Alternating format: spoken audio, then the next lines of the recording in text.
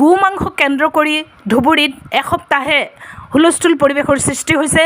সেয়েহে অসমৰ মাননীয় মুখ্যমন্ত্ৰী ডক্টৰ হিমন্ত বিশ্ব শৰ্মাদেৱে শ্বুট এট ছাইড অৰ্ডাৰ দি দিছে, কিয়নো ধুবুৰীৰ সকলো অপৰাধীক গ্ৰেপ্তাৰৰো নিৰ্দেশ অসমৰ মাননীয় মুখ্যমন্ত্ৰীদেৱৰ, কিয়নো তাতে অসৎ বাংলাদেশীসকলে গো মাংসক লৈ বহুত অসৎ কাৰ্য কৰি আছে। কিয়নো হনুমান মন্দিৰৰ সন্মুখত গৰুৰ মূৰটো কাটি থৈছে, এয়া এক অসৎ কাম আৰু শ্বুট এট ছাইড ক'বলৈ বাধ্য হৈছে, কিয়নো সন্দেহযুক্ত কোনোবা বাংলাদেশী দেখাৰ লগে লগে শ্বুট কৰিবলৈ অৰ্ডাৰ দিয়া হৈছে, কিয়নো তেওঁলোকে শিলগুটি মাৰিছে আৰু বহুত অসৎ কাম কৰিছে।